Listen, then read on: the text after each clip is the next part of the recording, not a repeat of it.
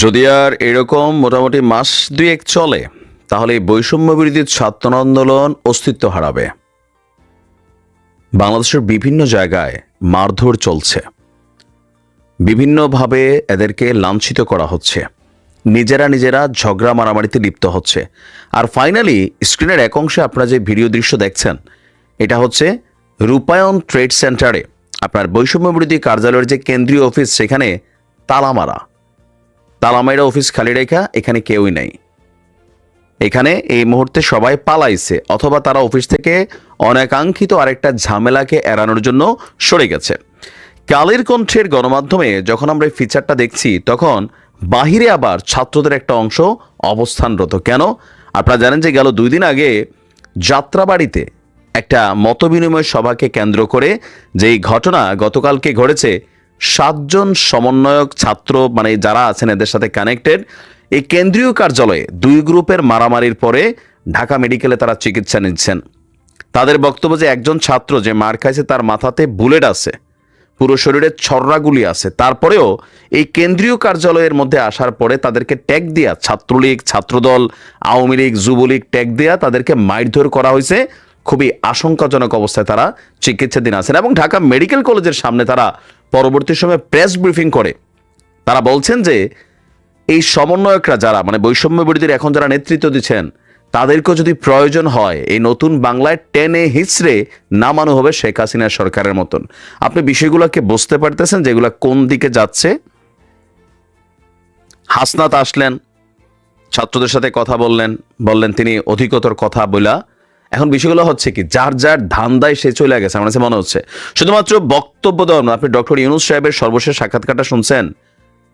একজন সাংবাদিক নুরুল ইসলাম সম্ভবত ওনার সাথে যে সাক্ষাৎকারটা দিছিলেন, যে জুলাই অভ্যুত্থানের ফান্ডে টাকার সমস্যা নাই, কিন্তু ছাত্ররার কাছে টাকা পৌঁছেছে না। কেন? ম্যানেজমেন্ট। তো এই ম্যানেজমেন্টটা কাদের কাছে? জুলাই আগস্ট শহীদ যে ফাউন্ডেশন, এটা তো সার্জিসদের কাছে। কেন ভাই তোমরা এই ম্যানেজমেন্টটা ম্যানেজ করতে পারছো না? জাতীয় নাগরিক কমিটি তৈরি হয়েছে, প্রতিনিধি সভা হচ্ছে, বিভিন্ন জায়গায় বৈষম্য বিরোধী কমিটি হচ্ছে, আর এগুলা করতে গিয়ে মারামারি হচ্ছে, পিটাপিটি হচ্ছে। তো এই যে হাজার হাজার ছাত্র যারা জীবন দিল, এই যে যারা আহত হয়ে এখনো চিকিৎসার বাহিরে আছে, কয়েকদিন পর পর তারাও কিন্তু রাস্তায় নেমে যায়, তোমরা যাইয়া মলম টলম লাগাও। বাট ফাইনালি আসলে মিস ম্যানেজমেন্ট, মিস কমিউনিকেশন এবং নেতৃত্বহীনতা। এই মুহূর্তে বৈষম্যবিরোধী ছাত্র আন্দোলন নেতৃত্বে যারা আছেন, তাদের সাথে বরাবরই অধীনস্থ যারা আছেন তাদের কিন্তু বাঁচতেছে। আর যাদের সাথে বাঁচতেছে তাদের অভিযোগ, যেখানে কেন্দ্রীয় নেতারা যারা আছেন তারা ট্যাগ দিয়ে দিচ্ছেন যে তুমি ছাত্রলীগ, তুমি অমক, তুমি এখানে প্রবেশকারী। তাদেরকে প্রমাণ দিতে হচ্ছে তারা এখানে মানে আন্দোলনের সময় মাঠে ছিল। আমরা কেন্দ্রীয় নেতাদের মুখেও শুনছি একটা চক্র, একটা মহল, যে আওয়ামী লীগ বিএনপি অতীতে যেই ভাষায় কথা বলতো ঠিক একই। এমনকি গতকালকে আজকে যখন আমরা দেখছি কেন্দ্রীয় অফিসে তালা, রাত্রেবেলা সম্ভবত তারা কেন্দ্রীয় অভিমুখে ঢাকা মেডিকেলের সামনে সংবাদ ব্রিফিং করা, তারা কিন্তু কেন্দ্রীয় কার্যালয় অভিমুখে রওনা হয়েছেন 4 জন সমন্বয়ককে বরখাস্ত করার জন্য। কেন্দ্রীয় কমিটিটা বরখাস্ত করতে হবে। আর যারা যখন অবস্থান নিচ্ছেন তখন সম্ভবত বাকিরা অফিসে তালা লাগাইয়া আপাতত বন্ধ করে রাখছেন, যেন কোনো ধরনের, যে অফিসে কেউ নাই, ঝামেলা হবে কার সাথে, মানুষ থাকলে ঝামেলা হওয়ার সম্ভাবনা আছে। তো কেউ কেউ বলছেন তারা পালাই গেছেন, বাট আমি মনে করি পালায় নাই। হয়তো গতকালকে যেই ঘটনা মানে গতকালকে সন্ধ্যায় যে ঘটনা ঘটছে, সেই ঘটনার আবারও পুনরাবৃত্তি ঘটতে পারে। সেই কারণে তারা অহেতুক ঝামেলাটা ক্রিয়েট করতে চায় নাই। তালামাইরা হয়তোবা সাময়িক সময়ের জন্য তারা চলে গেছে। এখন এই যে সমন্বয়কদের যে বক্তব্য বা যারা এখানে আছে, ছাত্ররা যারা আছে, তাদের বক্তব্যগুলো আপনি যদি একটু ফোকাস করেন, ঢাকা মেডিকেলের সামনে তারা যেভাবে বলতেছিল যে ছাত্রলীগ স্টাইলে যারা ক্ষমতার কাছাকাছি যায়, ফেসিবাদ তাদের মধ্যে ভর করতেছে, এই যে বক্তব্যগুলো কারা দাবি করছে, আজকে তারা তাদেরকে প্রশ্নবিদ্ধ করছে। কোথায় যাচ্ছে তাদের এই অবস্থান? আর মানুষের মধ্যে প্রশ্ন উঠছে, এরা করব বাংলাদেশকে আগামী দিনের নেতৃত্ব?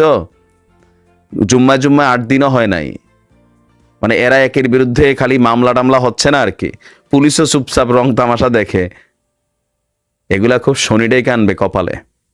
দেয়ালে দেয়ালে বিভিন্ন লেখা হচ্ছে, বিভিন্ন জায়গায় সমন্বয়কদেরকে মারধর করা হচ্ছে না, মানে বিশ্রী অবস্থা।